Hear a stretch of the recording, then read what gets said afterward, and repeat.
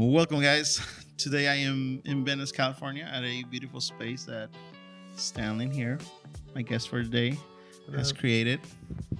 And I got the pleasure of meeting Stanley through Samantha, who is a coworker of mine. I'm an artist. So what's crazy is that coffee connected us together. 100%, man. Thank you so much for having me on your show today. Coffee is such a big link to connect us and connect the community, you know. Coffee in itself is a big community that a lot of people, whether you're a coffee drinker or not, you're always surrounded by a good conversation, you know. I totally agree, and so glad to have you here today at Space Post Labs, which is a collective of artists and technologists in Venice Beach, and we all met at Minotti's, and we all look at coffee as something that's one of our big places of backup in creative work. A lot of people even think that the Renaissance started in the coffee shops. You know, that it was really just caffeinated people exploring the world of ideas that got us all here. So it's so cool to talk, and 100% too. And excited to talk about it. Coffee community, coffee culture has just been a huge part of my story personally. Yeah. So it's great, man. Thank you for doing the podcast. Thank you for having me on. Thank you for agreeing to being here with me. And another thing is, I feel like I know you as a person, and I know enough about you, but there's always more that meets the eye, you know. And one of the beauties about it is, on one of Samantha's birthdays, on Sam's birthday, you introduced me to virtual reality, which for some reason I don't really know much about, which is crazy. So you loaned me your video game, and then I was there, and I was like, well, what is this about? And then I started playing with it, and then you started telling me all about it, and sort of dug a little bit into what is it that you do as part of like technology goes, you know? Yeah, and on that note, I thought you might want to borrow the headset for a little while, so I got it here for you. Did you really? I did, yeah, for at least a few weeks. That'd I think be awesome, man. I'd love to hear what you think of it more. I remember at Sam's birthday, which thank you for coming to, by the way. Yeah. You had the best time. I did. And I have done work in VR, in particular using VR for education and for art creation. Got it. It gets when it's part of your day job, it kind of can get to be boring, and it was so cool to see you enjoying. So yeah, this is the Oculus Quest, which is the first standalone headset from Facebook. Kind of a big deal. You don't need to have a burly computer system to run VR anymore because of this guy. So here you go, and excited to hear how you enjoy it. That'll be amazing. Thank you very much. No, yeah, I really had a great time. It's such an amazing technology, and I know you're, from the times visiting your office, you have been like building new systems, new computers, and it's something I am passionate about too, because I love technology, and as times move on, technology is sort of something we rely on. And so for me, how would you, in simple words, describe what is it that you do? Oh yeah, 100%. I have a day job. I'm a data scientist. I currently work on data systems and artificial intelligence for DNA science and bioinformatics. The VR though is kind of a personal passion. And it feeds in a bit to my story at Minotti's. So forgive me if I kind of No, you're fine. Paint with a broad brush. When I moved to Venice, I had unfortunately had a pretty serious health misdiagnosis, and long story short, was very sick, and they thought I didn't have a lot of time left, and so. Wow. When I came to Venice, I couldn't get around too well. Level of thing like getting up the stairs took a little help from a friend. And that was when I found VR, but because I was able to travel, although I couldn't, I was able to, Yeah. put on a headset and be in Machu Picchu or see, CERN, which, as a person who went to school as a physicist and kind of felt like I was sick and out of the game. It was a big morale boost. It was a tangible thing. I, really felt connected to the world in a way that I wouldn't have been able to. And so, starting at that point, I really loved VR, and I really believed that VR had the potential to really like bring experiences to people all over the world that they wouldn't have otherwise, which I think is a beautiful thing of itself. But also potentially to teach people that maybe the material things aren't the most important things. That like an experience that you can have with its full range of emotion and visuals, like that's a powerful thing to share. That's maybe a more valuable thing to share than something tangible. Anyway, Venice Beach, fascinating community, really thriving bohemian community, lots of artists. A couple of years ago, a lot of the larger technology companies realized that Venice was a place that their employees wanted to live, just for those reasons, because of the coffee culture, Yeah. because of the beach, because of the artists. And they did the classic thing, which is they moved so many people there with such excitement that they kind of squashed the community. and so I don't know if you're familiar with this, but when Snapchat was going through its IPO, there was a lot of protests in Venice, organized by the local community, kind of related to the usage and what was a fair and. Well, it was a whole part of like gentrifying a location also, right? And with that came all the protests. And even now, like a lot of businesses are closing, or even the neighborhood here in Venice is changing a little. And due to like, Snapchat offices, you have BuzzFeed now. I believe Google is here as well. Yeah, they're our neighbor down the street, Yeah. and we love them. I love Google. I love Google products, but yeah, something problematic is happening. It's happening over and over again too. I grew up in Silicon Valley, so as a young person, saw that happen to the community there, and it's interesting. And as someone who can't help but feel like part of the problem, I moved here a little bit before Google. But I was a tech person who wanted to use my privilege to be in a bohemian art community, Yeah. And so at a certain point in time, these protests were going on. I was involved in community activism. I was the art director of a group called the Venice Community Council, and we organized the protests. And we tried our best to make the protest positive. So we wouldn't go out and just shout. We would come out and do art and play music and try to capture a little bit of that spirit of like what Venice was to people. And this led to like a little nucleus of people forming, and it was people from the tech community who understood the damage that gentrification does and that we were being a part of and wanted to come to the table with something different. So we started actually like we had the idea at Minotti's, and we started on the boardwalk right outside of Minotti's. We built a solar-powered virtual reality station, and this was before you had like a standalone headset. Yeah. We had solar panels and a mainframe, and we would pick a different local artist, a local Venice Beach artist, probably someone living in their van and making a living selling art on the our boardwalk, and we would set them up to do art creation in Tiltbrush, Google's Tiltbrush, which is a 3D virtual reality art technology. Yeah. It's on the headset. You'll have to let me know what you think of it. But we would showcase a different artist every week, and we tried to use it as a vehicle for bringing some of that cash to the artists. To do something that just positive for the artists, fun for the people walking by, and even if it's a small bit, pushing against the stream of gentrification. Yeah. So that was how our group here started, and we were so lucky we got introduced to a local art patron named Jim Budman, and he's been supporting artists in the Venice community in this warehouse complex, which is right by Gold's Gym in Venice, for like 30 years.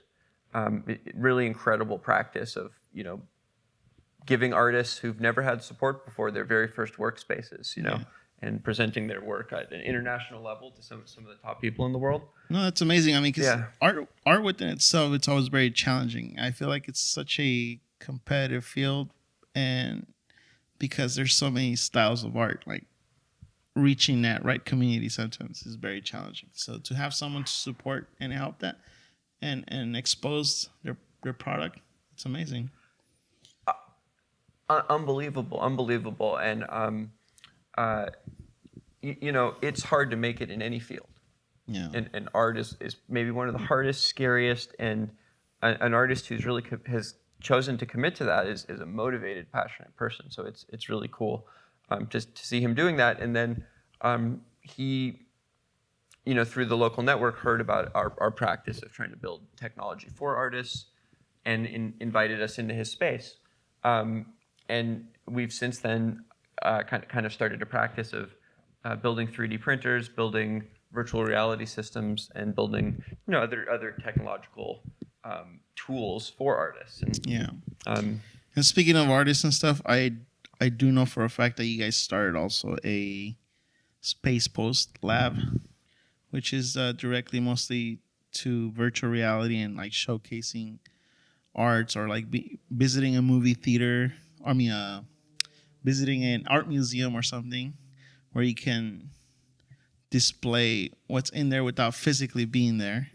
And during these times with COVID, I feel like that should be like the next thing, right? Including like teaching classes and stuff, like having the students wear virtual reality goggles and then feel like they're in the classroom, right? I couldn't agree more. I think the power of that for education is like absolutely huge. And just for a plug, it's at Space Post Labs on Instagram. That's the group that is trying to bring technology to art. And yeah, hey, funny story too. Like Snapchat at a certain point realized this might not be a good match for them, and they moved to a campus in Santa Monica that's more suitable. But since then, I actually, based on this work doing 3D scanning of museums, was invited to speak to Snapchat and talk to their executives about using virtual reality, just in the way you're talking about, for education and museums. And I think it's kind of the future. I mean, obviously, with COVID, things are happening differently, but I think it's just faster, Yeah. because beyond just like, what you can do in VR that you can't do in the real world, it's just so cool to share the full heritage of spaces that exist out there. Right. Now tell me about little young Stanley growing up. What were the aspirations as a kid? Like, did you ever think you were ever going to be working with technology, or were you trying to be a pilot or an astronaut at the young age? Oh, okay, you got me. I was definitely trying to be an astronaut at a young age. Um, uh, Had kind of a weird story. Grew up in Silicon Valley during the kind of intense period of the dot-com boom, and was kind of like identified early as a person who was gifted in mathematics, and so I started doing work in science and technology at Stanford when I was like 7 or 8 years old, through a really cool program they have called EPGY, the Educational Program for Gifted Youth. And so I got to do most of the undergraduate curriculum in physics and mathematics by the time I was 10. And at that point became a little jaded, actually, because actually like was seeing the way that the culture of tech was Moving. not positive always. It was a lot of ego. And so, yeah, I spent most of my time in middle school and high school with my nose in a book, like just reading as much as I could, trying to escape into those worlds. And then it wasn't until later in college that I kind of rediscovered science and math and really fell in love at that point. And yeah, I was trying to be an astronaut. I got my pilot's license when I was 16 or Wow. 17, and was in a program that was moving in that direction. But yeah, actually, when the Iraq War started, I sort of wanted to not be involved in violence in that way, just for spiritual reasons, and so ended up going into research. Amazing. Yeah. Leading to the future, which is a data scientist, right? Yeah, that's right. That's right. And yeah, not what I thought I'd do either. I mean, when I started in school, data science wasn't really a thing, and studying math, like people would still say, "What are you going to do with math?" Yeah. And it's been in the intervening time that the fields of machine learning, artificial intelligence, data science have emerged. But yeah, that's been like my kind of like main life's work, and my day job work is studying those systems. And another thing you mentioned that a lot of times these new things or tech was always seen as a negative instead of a positive.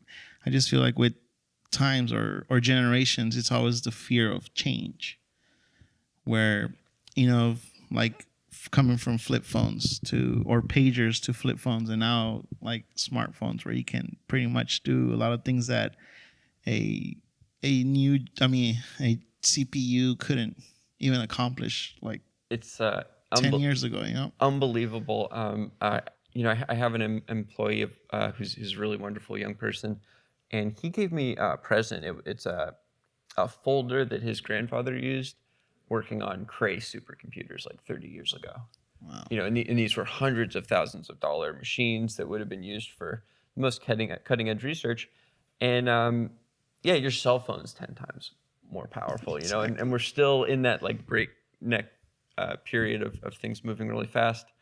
And I don't know, man. If we keep this train on the tracks, I think it's actually about to get really interesting. Yeah. Some of the AI technologies are really, reaching a takeoff We point. have vehicles that now drive themselves too, so it's moving really fast, like you said. I can't even drive myself. It's very impressive. But it's so exciting, and kind of getting back to the fulcrum of all this, like, I mentioned my story. Came to Venice very, very sick, not knowing anybody, and started to build a community at the local coffee shop. Yeah. And as I was going through a bunch of which is also such an interesting conversation I want to touch bases on, because I know Sam, which is your significant other. Yeah, my partner Samantha. Yeah, and so between her and I working shifts and stuff, we've had discussions of like how you and her met. But I would love to hear from your side. So I moved to Venice, lived maybe 4 or 5 blocks away from the coffee shop.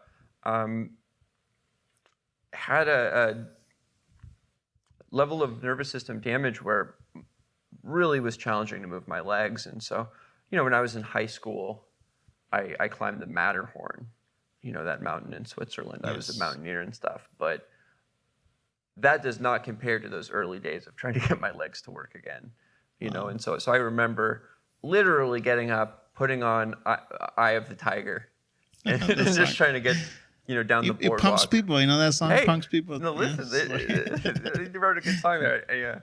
I'm going to get into a Tiger King digression if I don't get back on track, but anyway, so it was just this major period of my life where like doctors didn't know if I was going to get better. I was so sick I couldn't work, and I at a certain point reached my limit and was like, I'm going to get better. Yes. And so I decided to push myself with everything I had, and get up every day, walk and get a cup of coffee, and let that be the baseline. And that really provided a seed of a life that grew into wellness eventually. Like, and I want to talk about Sam, obviously, but not just Sam, like meta Correct. community, like yourself included, man, have met some of the most wonderful people in coffee. And say that as a person who's really felt lucky, but also as a person who's been complimented. People say to me, the coolest people, and genuinely feel like it's because of that place and because of the space that you guys have created there. But anyway, so I had this like period of my life where the finish line for my day was like walking into that coffee shop and having that cup of coffee, sitting down, being able to read, feel like a normal person for like a little moment in time.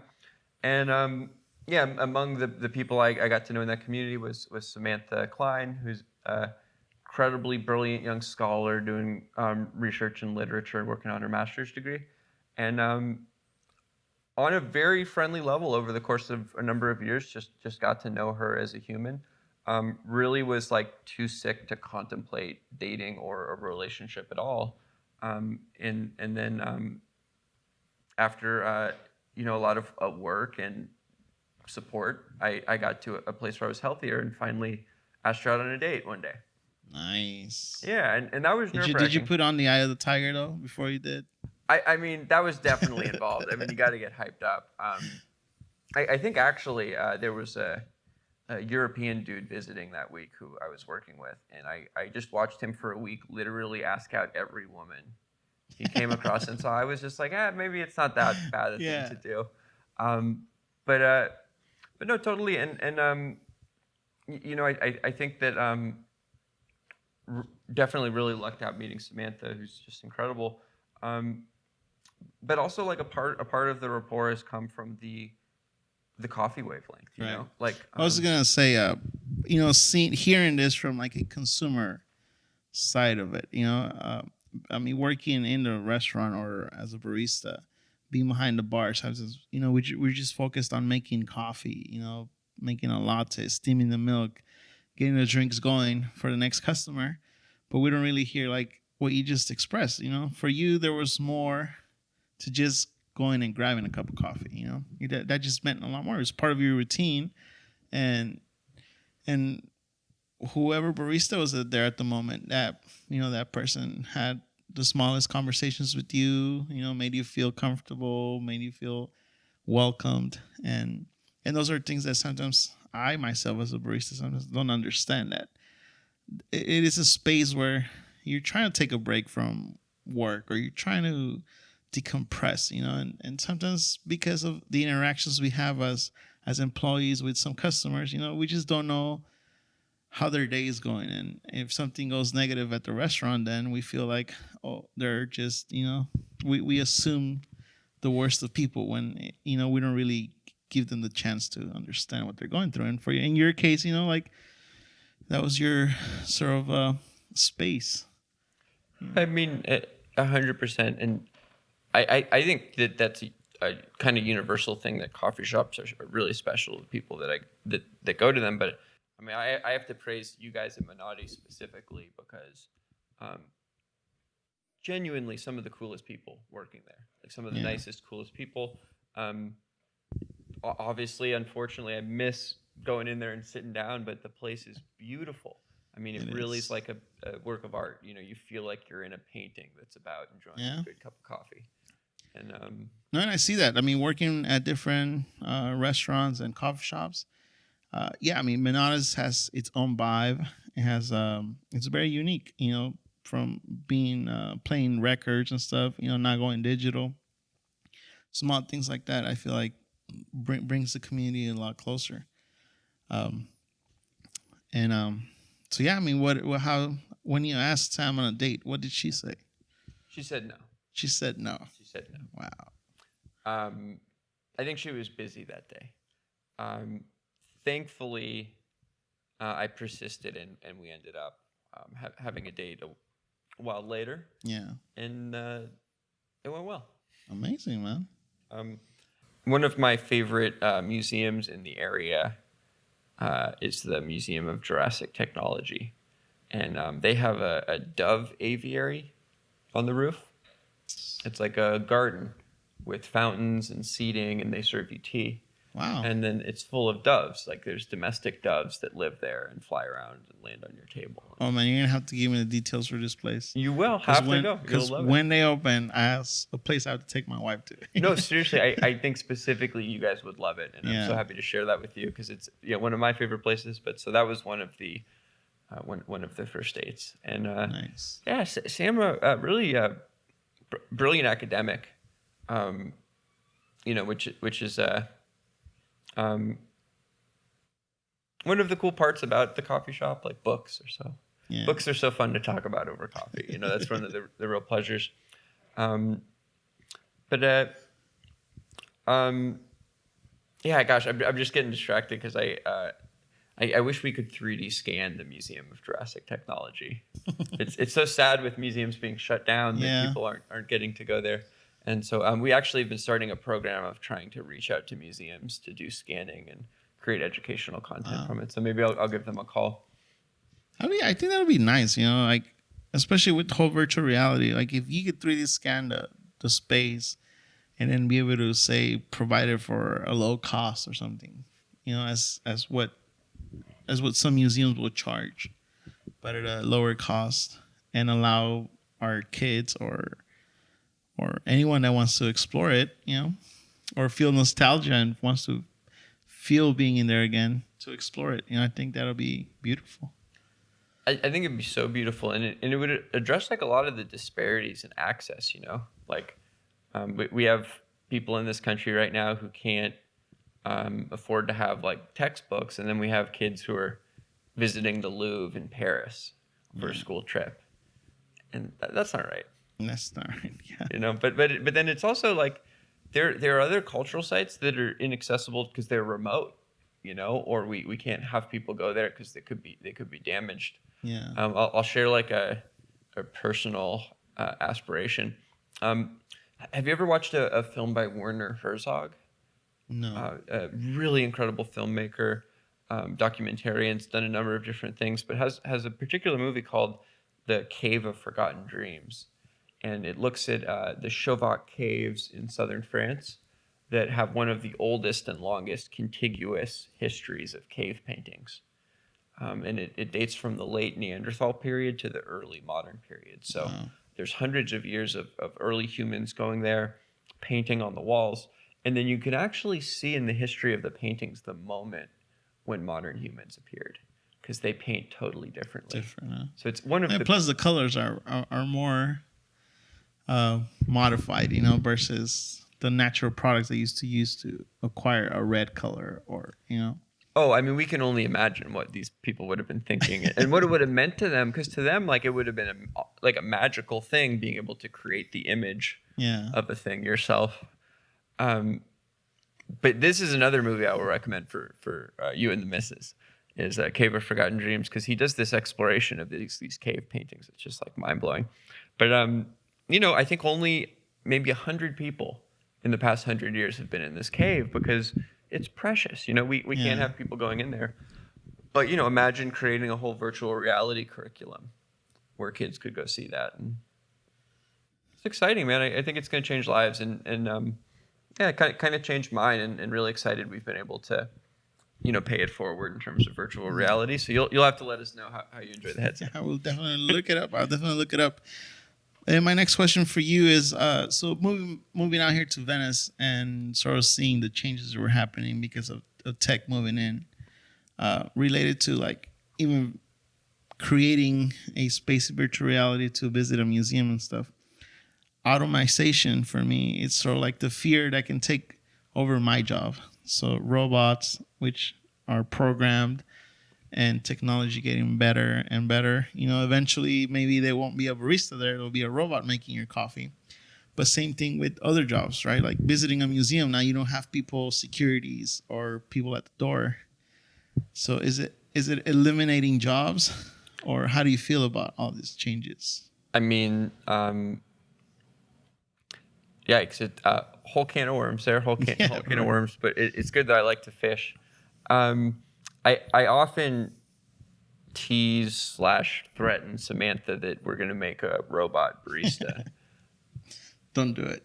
Well, listen, I just have been waxing poetic about how valuable the interactions and the experience have been to me. So I think that, in many ways you guys have a protected business in terms of the intangibles of it. But at the same time, actually, literally, within the next few months or a year, technology will come out that like could scan a person pouring 100 drinks and then teach a pair of robot arms how to pour drinks on its own intelligently.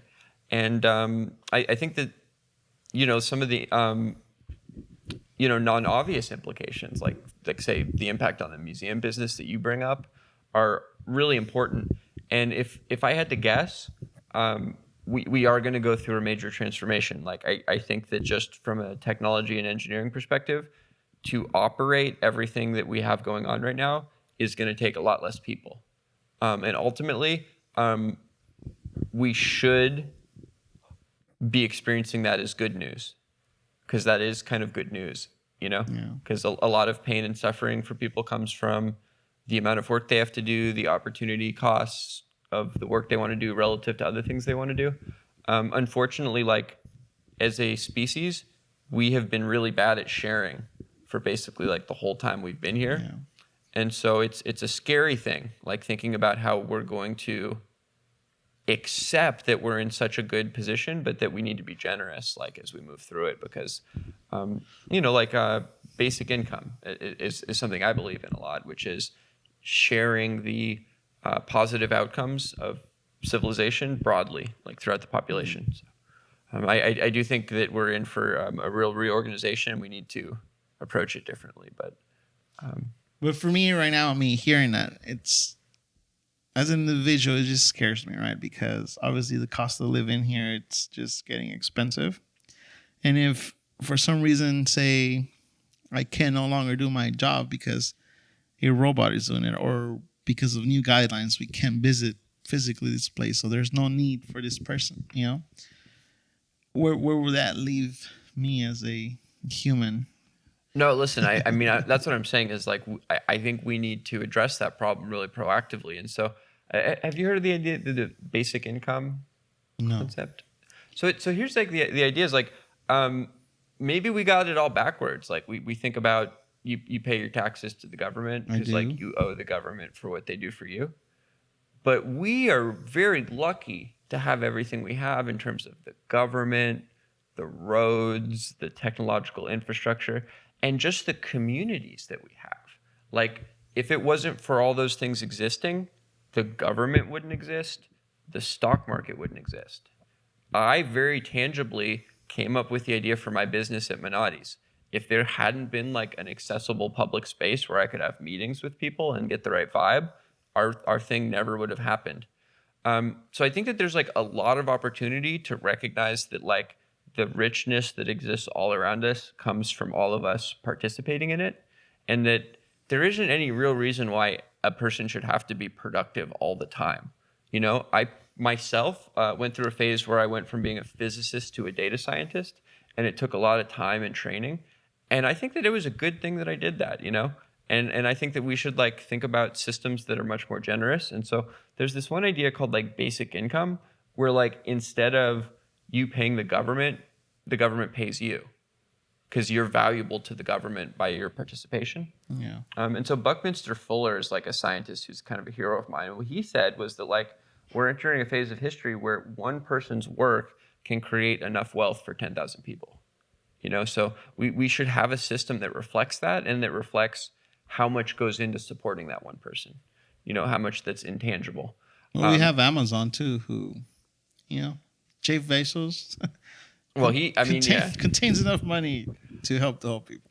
And that's like the kind of system that they're talking about is like a basic income system might be a system that as part of your deal with the government made it so that you got paid a living wage, so that as a baseline you could provide for yourself for food and housing and stuff, and then that would provide people a baseline from which to get educated, get trained. So I think that we need to figure out a way to be more generous and to come up with a system like that, and it'll be worth it to do it. But yeah, like I was saying, humans don't have a good track record for generosity, so I'm nervous too, man. I'm nervous. Yeah, I mean, when it comes to having our properties taken or money taken from us, we always get very defensive, So having a good track record of like being generous enough to say, here's my share, and like this is how we're all gonna, as a team, come out of this. I don't know. It's really harsh. Society is cruel sometimes. Couldn't agree more. Really couldn't agree more. And yeah, like relative to like my own situation, my health diagnosis, like when I moved to Venice, it was right after the Affordable Care Act had been passed, and so I was able to get health insurance for the first time in a couple of years. But just from my medical situation and the debt that I'd accumulated trying to get medical care without coverage, I was close to homelessness when I moved to Venice. I was just barely doing a little bit of work and hanging on. The Affordable Care Act allowed me to get insurance. And then there's an organization in Venice that I have to give a major shout out to called the Venice Family Clinic that does a community medical practice. And through them, as soon as I got insurance, I was able to start seeing one of the best diagnostic doctors at UCLA who does like a day a week at this like community clinic. And he basically figured out that the condition they thought I had wasn't the condition I had, and I was able to get better. Nice. And now I have a good job contributing to science, and really easy to see how like without that support I would be in a different place. Yeah. At this point in time. So I believe 100% like we need to, just so that we're not embarrassed to our grandkids, like start taking better care of each other. Yeah. Hearing all these health challenges you had, I met you at a stage where I would have never guessed you went through any of this, because I see you, in person, and first interaction we ever had. There was a noticeable artifact that I knew you needed help, walking and stuff, but it didn't seem like it was something that had affected you that much, as what I'm hearing now. So I appreciate you sharing all this with me and stuff.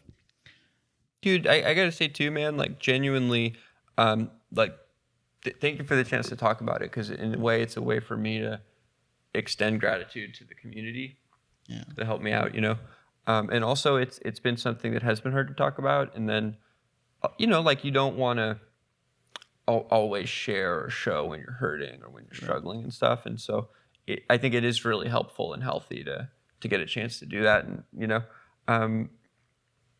yeah, man. So thank you for doing this too. No, like I think that podcasting is beautiful too. Like I said, you're full of energy, and every time you're around Venice, people definitely know you, and you're surrounded by people at Muscle Beach, you have Ike, who's one of your friends. Oh, and you should do a podcast episode with Ike, because he's a true hero, true gem of a human, really special guy. Venice is special, and like I said, feel so lucky for the community that I've been able to be a part of in Venice. But yeah, and it just it's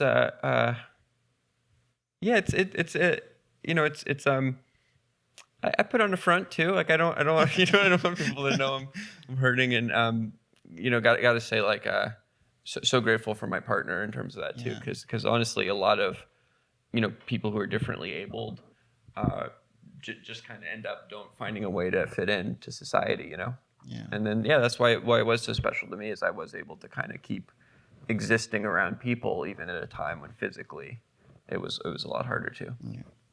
But like you say, you put up a front and like in public and stuff, you're hurting and stuff.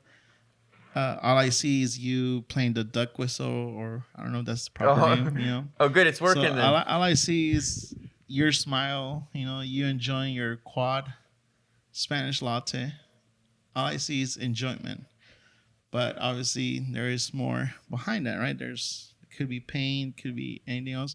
But how do you deal with all those challenges? Like, is there something you use, or a way you soothe yourself, decompress? Oh man, I gotta tell you, those quad shots Spanish lattes help. And so, whoever's listening, next time you're in Venice, pick up one of those. It is such a challenge. It's a challenge. I think, like, broadly too, like people who are dealing with disability, struggle to find good systems of coping mechanisms. Partially just because it's hard, and also because the experiences are hard to talk about, and a lot of people do have an impulse to hide, and so they don't get access to something like talking to people, because I think really talking is, like you said, for me, one of the biggest challenges, even having this discussion right here, is even pronouncing the word or saying the word disability out loud. I know, right? It's like I struggle with that. Like it's something I don't want to say, or or like if I see you there, like I don't say, oh, that person's disabled or anything. Like it's a phrase that I've never really used to describe someone, No, and it's so funny too how we struggle with the language, and is it better to call it something? Is it better not to call it something? Like, you're differently able, like and then so like for the type of symptoms I deal with, which are nerve injuries and stuff too. It's a kind of a common thing that it presents different. Do you ever mess around with one of those arms at the arcade where you control it and it's trying to pick up the toy, but it I never. hate those. That's what I'm dealing with day to day, more or less is what it feels like. But from the outside, sometimes if I'm doing a good job of working the arm, it doesn't look like you know. But so yeah, like globally, those things are tough, and it's sort of so funny. I mean, that we're getting into this conversation at this moment because I think Samantha's taking a class that's on comic books and disability. Okay. And that's actually something that I would bring up is comic books have been a major outlet for me. Nice. They're sort of inspiring stories. They're often stories about someone with a physical hardship or challenge who kind of like triumphs over it. And there's also an element where the things that the superheroes accomplishing aren't things you're necessarily like expected to accomplish, Yeah. And that they're hard and epic, and that you get to see a person surmounting them. Because like for a disabled person, it might be that like I was sharing, the getting down the stairs and getting to the coffee shop might be your like, you're beating the Joker. Yeah. But I have found comic books as an outlet have been really helpful for experiencing my story in a way that's like positive and Yeah. over time. Well, what's your superhero name? Oh, listen, I'm not sure if I have a full persona myself. But the superhero that I love and the one who I have the most comic books from is Cable. I don't know if you know Cable. No. Hey, this is so funny too, because I mean, I do have to say, like, original bonding point. Minotti's used to have an incredible comic book collection. No, I have never seen those. I know they have books and stuff. First day I walked in, I got to tell you too. First day I walked into the coffee shop, I must have been a mess. Well, how long ago was this? I'm new to Minotti's, so I can look up the exact date because I have an Instagram post that's a photo of the graphic novel that nicely handed me when I first walked in. Wow. Because I'm just telling you, like, I was a mess. Like, I was like struggling to control my limbs. I was on a cane. It was tough to get there. And I walked into this beautiful coffee shop, and I think Mr. Nicely, who's one of the founders, could tell I was a little uncomfortable and was so kind. Came over, talked to me, said hi, asked me if I like comic books, and he pointed out that there was incredible collection that was contributed by a gentleman named Docell, who's Minotti's regular. He's a science fiction writer and author who's written storylines for a bunch of major comics. Like one of the most brilliant dudes ever. But so he had one of the finest collections of comic books and graphic novels I've ever seen in the back of Minotti. So I walk in and nicely hands me one of these comic books, and then that's now my ritual, my finish line. I go there, read a comic every day. But anyway, So Cable, you were saying. Cable, man. So Cable is a time traveler from the future, who's the son of Cyclops and Jean Grey. I don't know if you know those characters. Yes. He gets born and something happens. He gets sent into the future. Then he comes back later. He's infected with the techno-organic virus. And so, like, half of his body is a metal machine.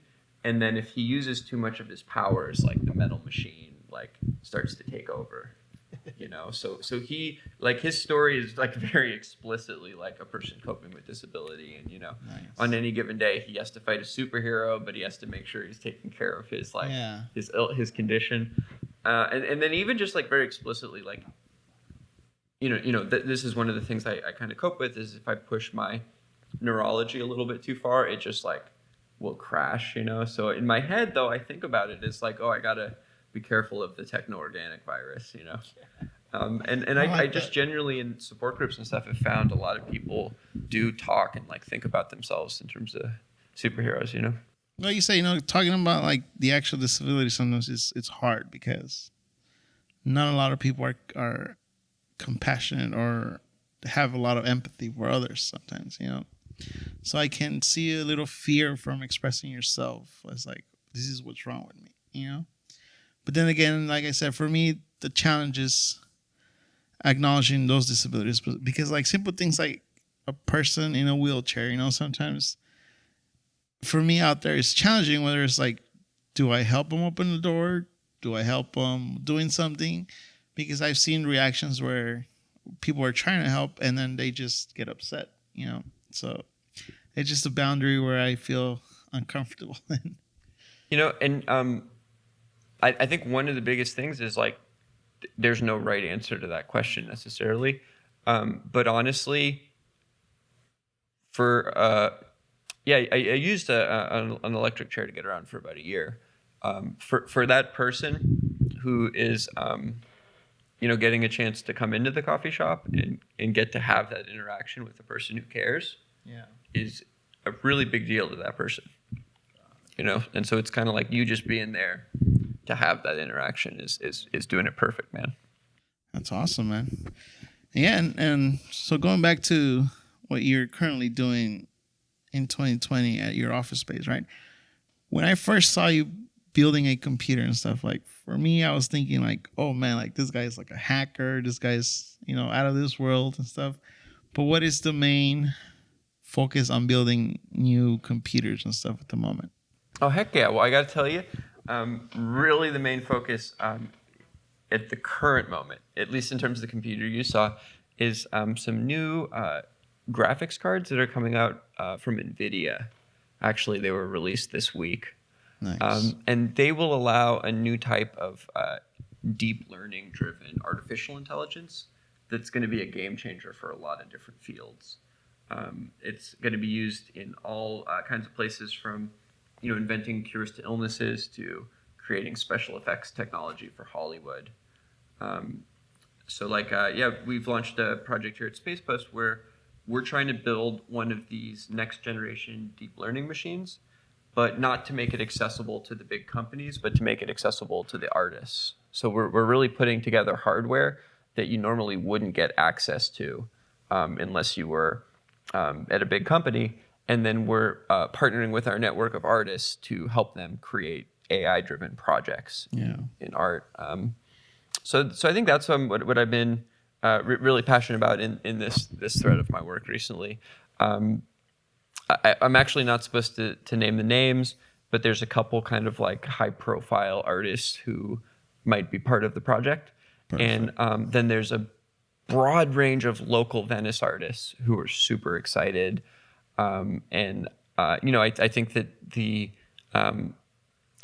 project's going to be fun. Like I think there's a thirst for experiencing art and culture, and working on something with people who are traditional artists, helping them bring it digital, and then also kind of amplifying it through this like use of a cutting edge technology. Like I think, we're both going to create some beautiful stuff, but bring some eyes and dollars to the artists that we're trying to support. Yeah. Did I ever show you? Oh, sorry. Go ahead. No, I was just gonna say. So you say brings eyes and dollars, right? So to my next question is, I know you at a young age you went to Stanford and stuff like that, but to fund most of these projects, obviously, getting yourself the NVIDIA card and stuff is not like something cheap, or I don't know if you're doing it out of pocket, or what are you creating? I work as a research scientist for startup companies. I do data science, like I build computer systems that support businesses. It's software work is relatively highly compensated, and so that's like definitely a part of why I've wanted to give back. I definitely work for a living and work pretty hard for sure. But that being said, put most of the initial contribution into Space Post personally, but more just like my dad's family are Catholics,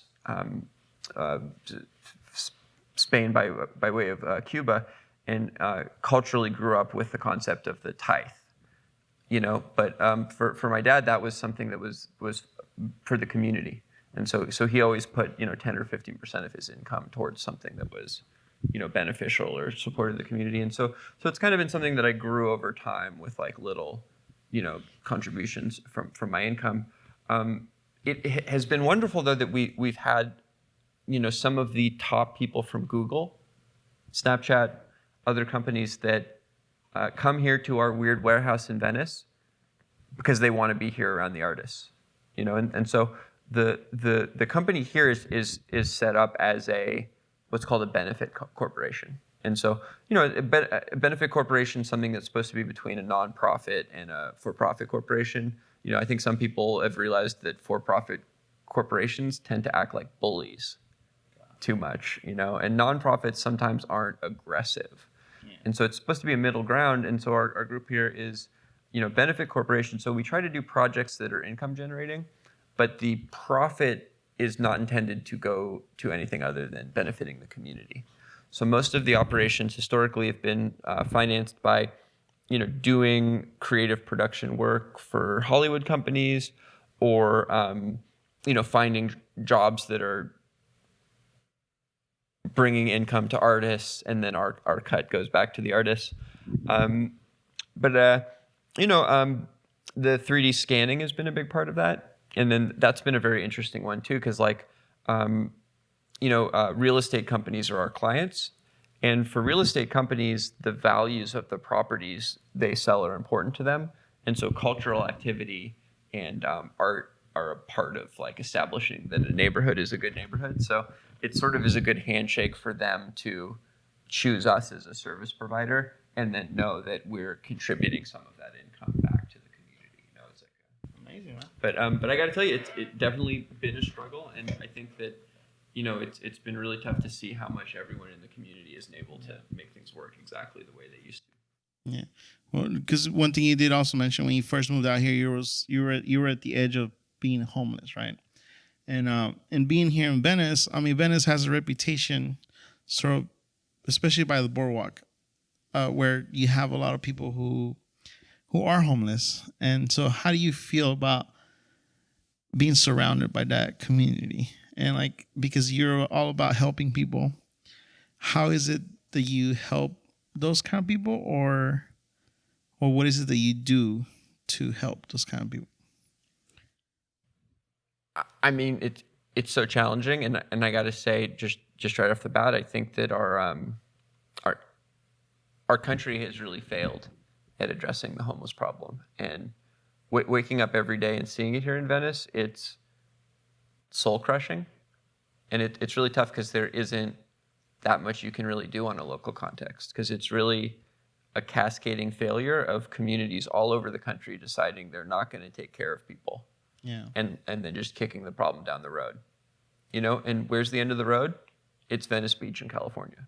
Correct. And so we really are dealing with a problem that was created in large aggregate, and just trying to do what we can. And like you mentioned too, and people have dealt with much worse than me. I don't mean to be extreme in describing my situation, but just to share, I've seen firsthand how mean our system can be to people, and as a person, there's people who, looking at them, you'd want to give them every chance and make sure they had a chance to get better and do better, but our system just says no. But yeah, I don't mean to globalize my circumstance too much, but given the taste of experience I have had, it's been particularly challenging seeing really often wonderful people who just don't have the set of things that they need to reestablish a life. And I'll say I've done my best, on a personal level. I try to contribute time and energy to knowing people as humans in the community. And I would say that there's a bunch of people in my personal community who are, and again, we get into these language things, people without homes. Is there a more respectful way to talk? Again, it's a challenging thing. I think it's hard because there's a limit to how much a single person can do for another person who's been failed by all the rest of society. But through Space Post Labs, we have funded a series of dinner events for the homeless population on the boardwalk, where we serve really healthy vegan food, and we provide things like haircuts and fresh clothes and job counseling services. And those have been really successful. We've served hundreds of people, and I think beyond the actual handing of a warm plate of food, we've helped tie the community together a little bit more, because some of the things that make a difference for people who are out there are like the degree to which they can get to be part of a community. So if someone's who's living out there is sick, do they get to meet a person who can help them find care? And so I think that we did a little bit of good with some of the events we've organized, but that it's genuinely been a hard situation. I have to say too, like that's a big part of. During times when the store is one you can go into, you get some characters in there. We sure do, man. And it's, for me, it's challenging being at work and dealing with that, because there's part of me that wants to help, and say like, let me give you everything I can so you could be comfortable. But then there's the other part of me that says, I can't, because if I do make your life easier right now, you're going to keep coming back, because this is where people are helping you out, Yeah, and when a person needs so much help of so many different kinds, you can't really blame them for interacting in the circumstance that way. And I think that's a psychology we can all relate to in different ways. Yeah. It's a lot easier to be a friendly person when you've had a good cup of coffee. Correct. Yeah. Well, we know that a quad Spanish latte is your favorite M&Ani's. God, I kind of want one now. Choice. That's your coffee choice. What about some of the favorite meals that you enjoy? I love burritos. Love burritos. So I used to be like Ike-sized. Nice. Not that muscular, tall. But I was a competitive bodybuilder when I was trying to go to the really? Air Force to do like space flight stuff. And so I used to just like eat dozens of like Chipotle burritos every day. Nice. Not like from Chipotle, but I'm just dirty bulking, huh? That's what it was. Just big bowls of rice and beans and meat, like stir it up. I have to say, like dating Samantha, I've developed like more of a palate. She's a very good cook, nice. And also like much more knowledgeable about food. She's made some like really incredible stir fries and curries lately, so I've been expanding my palate a little bit. I love me some spicy food. Spicier the better. Yeah. I want to sweat when I'm eating. I struggle with that, and people's reaction all the time is, well, aren't you Mexican? Like, I'm supposed to eat spicy, but I really don't like to eat spicy. So that's the biggest problem. Yeah. I feel like I enjoy my meal more when I can, savor like every single item in there. It's interesting because like I got into mathematics originally because I was doing research in evolutionary biology.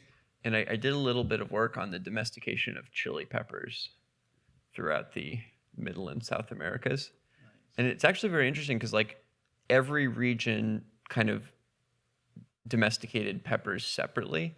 So there's actually a lot of variation in palate and spiciness, like just by region. I can see that. I could definitely see that because growing in Mexico, I used to see my grandparents grow like their own peppers and stuff and do their own mixes, so I can definitely see like different regions doing different things to their planting or the soil they plant in and, making different items. It's interesting though, because it's like much more so in the Americas because like wheat, for example, was domesticated once in Europe because like it can spread all east-west throughout the whole thing, but there's all these like different events. So I think much more like specialized palates probably in the Americas, but I should mention Cuban food. Grew up eating a lot of Cuban food. Nice. Like really like spicy cooking with bananas and chicken and rice. And I miss that. But it's really hard to find a good Cuban place. Anyone with a recommendation in LA? Let Stanley know for Cuban food. By way of the podcast. And when it comes to socializing with friends and family and stuff, and always enjoying either a cocktail or some sort of alcohol, what is your go-to cocktail? I'm not really a drinker. Not a drinker. I might have a drink or two a year. Yeah. Kind of thing. But just shamelessly go for the mojito usually. Like a mojito. So growing up, like my dad's family left Spain for Cuba during the Spanish Civil War. They were Republicans in Spain, and then came over to New York from Cuba.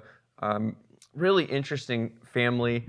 My grandfather was a scientist and just really like active intellectual. So my memories of my dad and his brothers, it was like always them talking at the cigar shop, like in the walk-in humidor, and I would be waiting outside, and so just those memories of like the wisps of smoke and the smells of spices from the doors when people would walk in and out. It was I think that might be like my peak culinary Amazing. moment. And if you're ever in Palo Alto, the Boquito del Media on California Avenue, incredible Cuban food and walk-in humidor. So that was actually a crow that's using the skylight to the building as a slide. So slide. Yeah. So I actually you alluded to before that I have done a bunch of work with bird calls.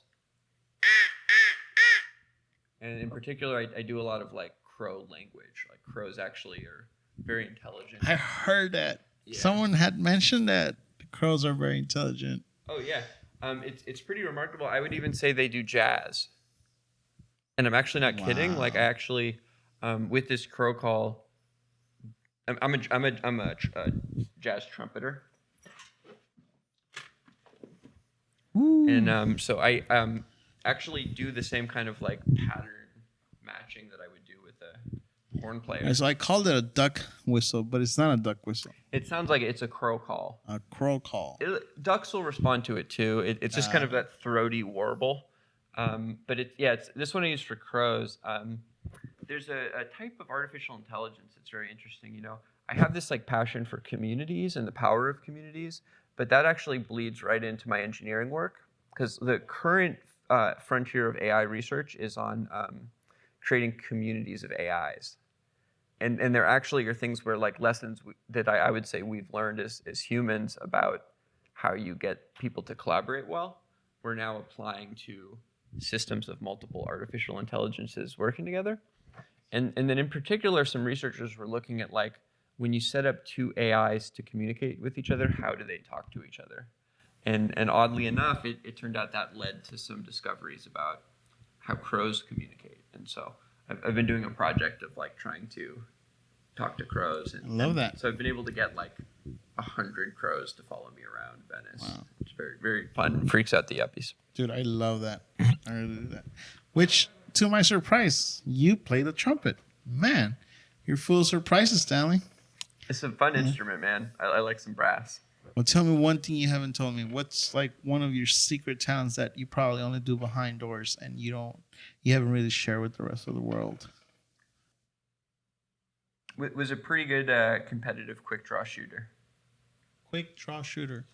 It's like with an actual pistol? Yeah, the single action 6-shot revolver. Wow. You have to draw like cowboys, like cowboy style. They had a really good rod and gun club. All my relatives hunted going back generations, so grew up with weapons. Super progressive gentleman when it comes to politics. What about now, though? Do you own a gun, though? So I actually think that there's just like a very different like civic relationship you have living in a city than in a rural area. So I just personally in a city like would choose typically not to have a weapon around. But at my dad's ranch we have some weapons, but they're like like locked up. Yes. You can't see them, you can't get to them. There's keys, there's bioinformatics. Like you have to scan your thumb. Like we treat them with like really deep respect. That's nice. And partially because they're dangerous, but also because like, that rifle was how my grandpa fed his family when he was true. So it unfortunately like gun culture has gotten very bad. But yeah, so maybe that would be a little surprising to people who know me as someone who's very active in democratic politics. Nice. I also, I'm a gun owner. Hey, you gotta keep those amendments enforced, Yeah, I don't know. I think the second is needing some asterisks at this point. Because it's just such a different thing, having a weapon in a city. It sure is. You know, but And especially with having obviously a system that is supposed to protect us too. You know, like there's really no need. There shouldn't be any need for that excessive force, personal excessive force. You know, it's a can of worms. Can it of is. worms, It's man. a can of worms in this year. Yeah. Well, Stanley, I really appreciate the time you took to sit here with me and share a little bit about you. Like I said, guys, you will find Stanley by the Venice Boardwalk with a Got a crow call, got a hawk call. crow call.